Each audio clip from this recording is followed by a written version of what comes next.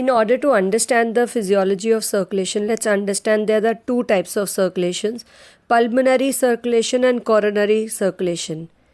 Pulmonary circulation is the movement of blood from heart to the lungs and back to the heart again. Pulmonary circulation में क्या होता है, जो खून है हार्ट से लंग्स को जाता है और वापस हार्ट में वापस आता है, ये पल्मनरी सर्कुलेशन है. This is just one phase of overall circulatory system. In this case, the veins bring waste-rich blood back to the heart, entering the right atrium throughout two large veins called vena cava.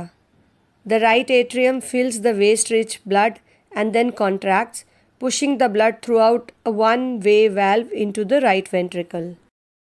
हमारे हाथों पे हमें कई तरह की veins दिखाई देती हैं जो ब्लूइश या ग्रीनिश कलर में होती हैं. वो वेन्स ही हमारा जो गंदा खून लेके आ रही होती हैं और वो आके राइट ऑरिकल या एट्रियम में आती हैं थ्रू वेना केवा. हमारी दो वेना केवाज हैं, वहाँ से अंदर आती हैं. फिर राइट एट्रियम या ऑरिकल जो है वो कॉन्ट्रैक्ट करता है, वेस्ट रिच ब्लड जो है गंदा खून है उसको कॉन्ट्रैक्ट करके वो राइट वेंट्रिकल में भेजता है.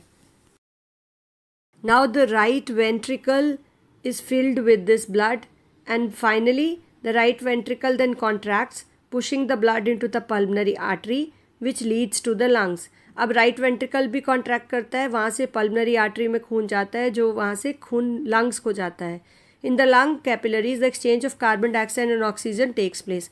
वहाँ की जो कैपिलरीज है वहाँ पर ऑक्सीजन का, लंग्स में ही कार्बन डाइऑक्साइड और ऑक्सीजन का एक्सचेंज होता है. वहाँ पर the fresh oxygen rich blood enters the pulmonary when और यहाँ से वो पल्मनरी वेन में अच्छा वाला खून जाता है and then returns to the heart reentering through the left atrium.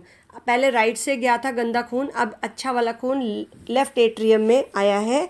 जो ऑक्सीजन रिच ब्लड है वो री एंटर करता है दोबारा से हार्ट में.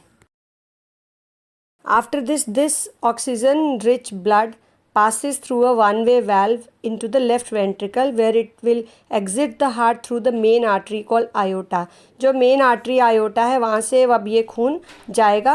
The left ventricles contract, अब वो ventricle भी contract करते हैं और जो खून है वो aorta से होके and the blood begins its journey throughout the blood. पूरे खून जो ये वाला जो खून है पूरे body को supply होता है. अब coming to coronary circulation. While the circulatory system is busy providing oxygen and nourishment to every cell of the body, let's not forget that the heart, which works hardest of all, needs nourishment too. Heart को भी nourishment चाहिए. So coronary circulation, अब खून तो हर जगह जा रहा है, पूरी बॉडी को नरिशमेंट दे रहा है, सारे ऑर्गन्स को ताकत मिल रही है, लेकिन हार्ट को ही अगर ताकत नहीं है तो वो काम कैसे करेगा. तो इस केस में जो सर्कुलेशन है, कॉरोनरी सर्कुलेशन है, it's refers to the movement of blood through the tissues of the heart. और हार्ट की जो टिश्यूज़ हमने देखा था, टिश्यूज़ सेल से बनते हैं, उसके थ्रू ये मूव करता है. The circulation of blood through the heart is just one part of the overall circulatory system. ये एक हिस्सा है उसका. सीरियस हार्ट डैमेज में occur if the heart tissues does not receive a normal supply of food and oxygen. अगर heart के tissues को ही पूरी तरह से ऑक्सीजन नहीं मिला, न्यूट्रिशन नहीं मिला, तो वो डैमेज हो सकते हैं. The heart tissues receive nourishment through the capillaries located in the heart. वहाँ पर जो कैपिलरीज हैं उसके साथ ही उनको नरिशमेंट मिलता है.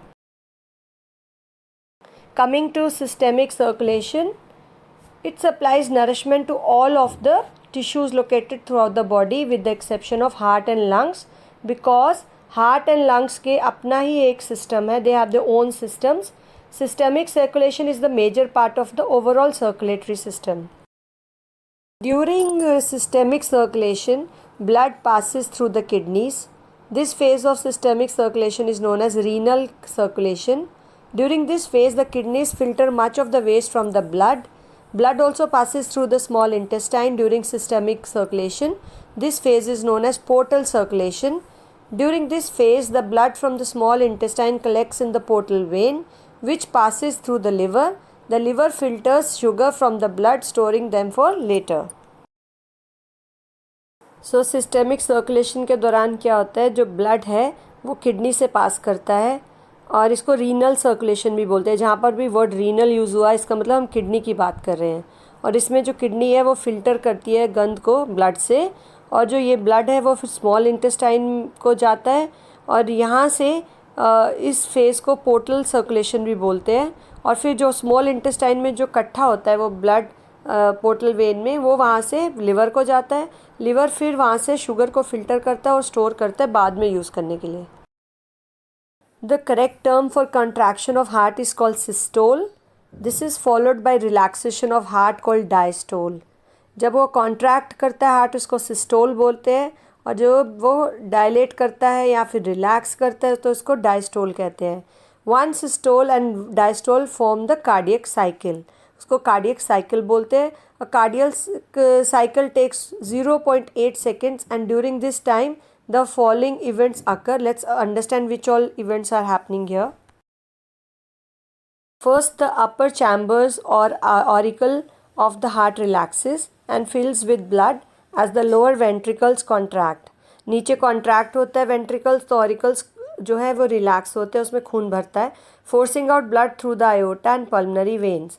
Next, the ventricles relax. अब ventricle relax करते हैं, allowing blood to flow into them from the contracting upper chambers. Auricle से ऊपर को नीचे आ रहा है खून. Thus, then the cycle is repeated. This happens approximately 70 to 80 times per minute. What is pulse? Pulse is the beat of the heart and the movement of blood through the arteries at various points in the body. The heartbeat is basically started by an impulse or command which arises in the pacemaker, which is also called sinoatrial node, SAN, which is located in the walls of the right auricle. What is blood pressure? It is the pressure which the blood flowing through the arteries exerts on their walls. Pipe में से जैसे पानी जाता है तो जो पानी का प्रेशर पाइप पे पड़ता है उससे जो स्ट्रेन पड़ता है, वैसे ही ब्लड का जो प्रेशर पाइप अंदर की जो वेन्स में जा रहा है या आर्टरीज में जा रहा है, उसका जो प्रेशर है वो ब्लड प्रेशर है। There are two limits of this pressure. The upper limit, जिसको सिस्टोलिक प्रेशर कहते हैं, which is the time when fresh blood is pushing through the artery as a result of ventricular contraction of the heart. जब ventricles contract करते हैं ना heart को, वो जो प्रेशर है वो उसको सिस्टोलिक प्रेशर कहते हैं।